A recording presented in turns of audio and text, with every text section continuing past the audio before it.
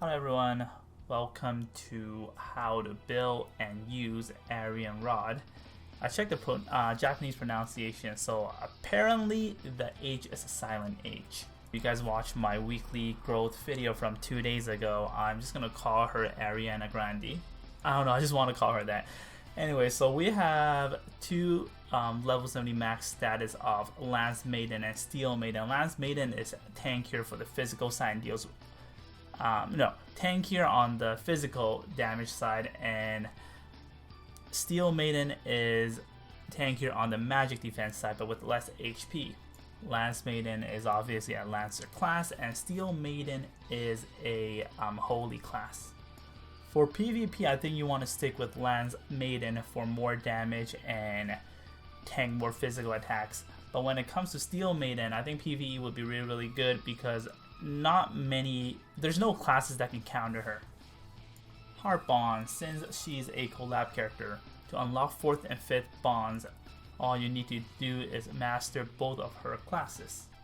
Okay, let's look at the big Heart Bond here. Level 4 Lance Maiden, AoE damage taken minus 10%. Oh, that's really good. Steel Maiden, when attacked and entering battle, magic damage taken minus 10%. Again, Steel Maiden, you are tankier with the magic damage side. Okay, level 7 is when attacked in melee and entering battle, damage dealt plus 10%.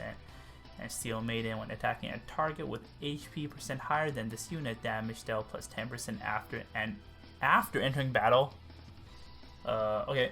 And level 10, as usual, plus 5% all hero stats. Okay, her talent, Steel Maiden, is very interesting. She basically gets two different buffs from her talent. It's like two different talent, okay? So first part we're going to look at, when unit HP is above 70%, damage taken is reduced by 3-star 5, 4 stars at 8, 5 stars at 11, and 15% at 6 stars. After taking damage, or if ending turn within the danger zone, gain effect attack plus, I'll look at the 6 stars, 5%, damage dealt 5%, damage taken minus 5%, and movement plus 1.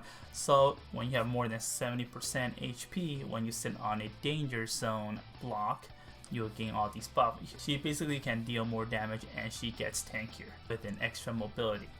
The talent can be stacked up to 3 times, which means maximum you can do like everything plus 15%, well, damage taken minus 15%. Okay, so the next part of this talent is when ending a turn, if unit's HP is below as 3 stars 50%, 4 stars 55%, 5 stars 60%, 6 stars at 7%, may act again. Cooldown on act again is 4 at 3 stars, 3 at 4 5 stars, and 2 at 6 stars. This part is very similar to Delit, except Delit is you just have to be in a danger zone and you can act against. This part is similar, except you have to have your HP at a specific, but below a specific amount. This makes her very scary, because first, if she has a lot of HP, she's gonna get all these buffs. So you want to attack her, but if you can't kill her, the next turn she's gonna act twice. But if you can kill her, sure. But if you can't kill her, like, she can potentially kill you, because we're going to talk about her skill is amazing. I think in PvP, if you can control her health, like your calculation is on point, you know that you're going to survive, she's going to be super scary. Now let's take a look at her skills here. The first one we have is Storm Lance. I think that's how you pronounce it. So physical damage, 1 cost, cooldown 3, range 5, span is online. So it's an AoE. Attack enemies along a line, dealing 0.25 times AoE damage. When attacking, transfer self to further tile in this skill's range. Okay, so it does a straight line attack, and then you will teleport to the end of this skill. Armor Pierce, Fargus has this. Cost 2, cooldown 2, range 1, span single. So this is more like a single target skill that I don't think you really need to use it unless you're playing PvE. So physical damage, attacks a single enemy, dealing 1.5 times damage. After battle, inflict, defend minus 30%, last 2 turns. Hegemony, cost 2 is a passive skill when entering battle, dispels 1 enemy buff and inflicts defend minus 20%, last 1 turn. Very strong passive skill. Bernhard has this. Fair Fight, 1 cost, passive. When unit HP is over 90%, and entering battle against an enemy with lower defense, this unit will attack first. Not very useful in PvP because you do want to main focus using AoE on her. Total Annihilation. Cost 2 cooldown, 3 range to span 3 line. This is one of her main AoE skill in PvP. Physical damage, attack enemies along 3 lines, dealing 0.35 times AoE damage. That's a lot of damage. And pushes back enemies 2 blocks. If you have your positioning calculated accurately, you can potentially push these, push the units next to the tank, push them away, and they'll be out of guard range. Similar to Angelina's 3C. Adversity cost 1. She has so many passive skills. When unit HP is below 70%, attack and defense plus 10%. Okay, this might be useful. I assume this also applies to AoE. Anglia Hammer costs 2 cooldown, 3 range self, span 2. Range self. Okay, physical damage attacks enemies within 2 blocks of self, dealing 0.35 times AoE damage. That's a lot of damage as well. Inflicts damage dealt minus 20% last 2 turns. I remember seeing this from video. It kind of looks like Knight of Mysteries AoE attack. Judgment. Leden has this. I forgot, someone else also has this. Amelia maybe? Costs 2 cooldown, 2 range 1 and span single. Physical damage attacks a single enemy, dealing 1.2 times damage before entering combat. Defend magic defense plus 30% last 2 turns. Yeah, this move is pretty useless. You don't even need to use it in PvE or PvP in my opinion, because she's not really a tank. Well, she's tanky, but I don't know, is this useful? Awakening skill, Grand Cross, costs 3 cooldown, 6 range self, span 3. Physical damage attacks multiple enemies in range, dealing 0.44 times AoE damage. I think this is the most AoE damage I've ever seen for AoE. 0.44. I think Bozo's highest is 0.4. Anyway, and dispelling 3 buffs. AoE damage, dispelling 3 buffs on whoever it hits. After use, gain physical barrier. Next instance of physical damage is reduced by 90% damage. 90% damage, what?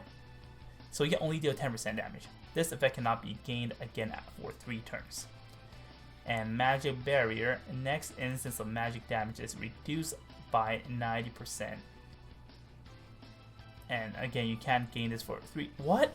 Okay, so after you use 3C, you don't gain this barrier that they can only deal 10% on you for magic damage and physical damage. And I understand why this effect cannot be gained again for 3 turns, because if you do have clock, you can use it not right away, but you have a turn of cooldown, and that's it, and you use it again. That'll be really broken. Wow, this is crazy. Wow, now let's take a look of her gear. That'll make her even scarier. I mean, you can deal damage to her when she has a barrier. You can deal 10%, but then once you hit that barrier, it'll break. Then you can deal regular damage, but it's still good. Basically, she gets a free life kind of thing. Okay, recommended weapon. Throne Guardian is really good. Attack plus 10%, HP plus 5%. Makes her even tankier, survives longer. Okay, Peacemaker is gimmicky for PvP. I think PvE not very recommended. So, for example, if you know that the next turn, well, you have less than 70% HP, and the next turn you can act again. So, if you have Peacemaker, you can attack Landius. If he's low, attack Landius, make him low, and then use your, I don't know, any other attack, maybe an AoE, then Landius cannot revive. There's probably more use to it, and again, it's still attack plus 10%, not worse than any other axe. Scarlet Reaper is definitely her best weapon because she does AoE. After she does AoE, there's a chance to deal fixed damage. If you can act again doing 2 AoE at the same, do an AoE and then Scarlet Reaper procs, and then you do another AoE and procs again, that'll probably kill all the squishy units. Recommended armor. Aeolus battle armor. I think Lancer's biggest weakness is magic damage, and with this, if it procs, she can survive. Unless against Dark Reaper. I think Dark Reaper will minus that 30%. Carbon fiber is also good. When you have more HP, you're more tankier. When you have less HP, you deal more damage. It makes her even scarier when she can act again. Now she'll deal even more damage. Next we have Gaia's Armor. I think this works very well with her first part of her talent. Bloodline Magic Armor literally makes you invulnerable against melee attacks if it procs. If you plan to build her as Holy class, then Tenyo's robe is definitely the best gear for her. Recommended helmet, Fury of Tyr. Hands down the best for her. If she has full 3 stacks with that 10% plus skill damage, she's going to do some real nasty damage. Carbon Fiber Helmet, same reason as the Carbon Fiber Armor. Gaia's Helmet is the same reason as Gaia's Armor. If you were to build her as Holy class, you have the exclusive option to carry Charon and Tenyo's headdress. Recommended accessory, Wing Shin Guard, a lot of damage and makes her tankier when attacked. Apex Boots, increase that mobility while increasing some attack damage. For physical damage attacker, Overlord Badge never goes wrong. Since it makes her immune to defend, magic defend, attack reduction, so she will be always at maximum defend status and able to also do a maximum output damage status. If you don't have any of these, any accessory that adds attack will work. Make sure you don't use accessories such as like Elven Ring, all those only in battle increases the stats.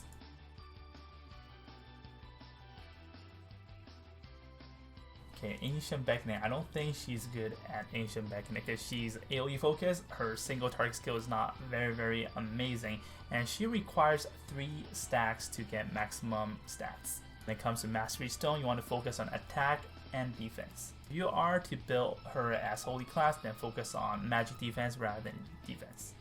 Enchant Choices, we have Breeze to increase that damage, stealth, and mobility buff.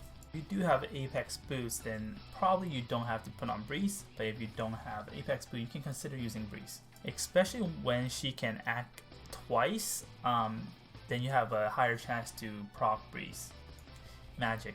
If you want maximum damage output with her AoE, Magic is the way to go. Clock can also make her very scary because she deals so much damage with her AoE. And don't forget that her 3C allows her to create a 90% damage reduction barrier for physical and magical damage. Okay, soldier choices. Oh, I forgot to put the English names for the soldiers, but you can see from the image.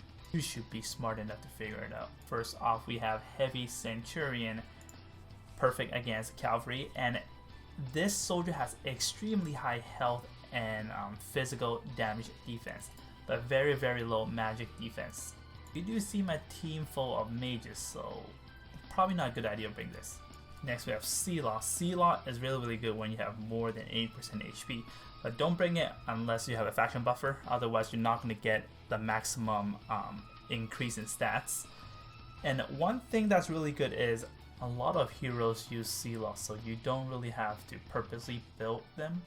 Exorcist here is a little bit unique, you can't counter because it's Holy class, and if you fight against Demon you can deal more damage, and if it's not Demon then you get super tanky. I wouldn't recommend purposely building the Exorcist unless you already have them built. Really worth it. Probably just better to go with Sea-Law. Last but not least, if you see it, the other side of the team has a bunch of mage, Templar Knight is going to save your ass. That's it for this guy. I hope you guys have a better understanding of the character and how to use her.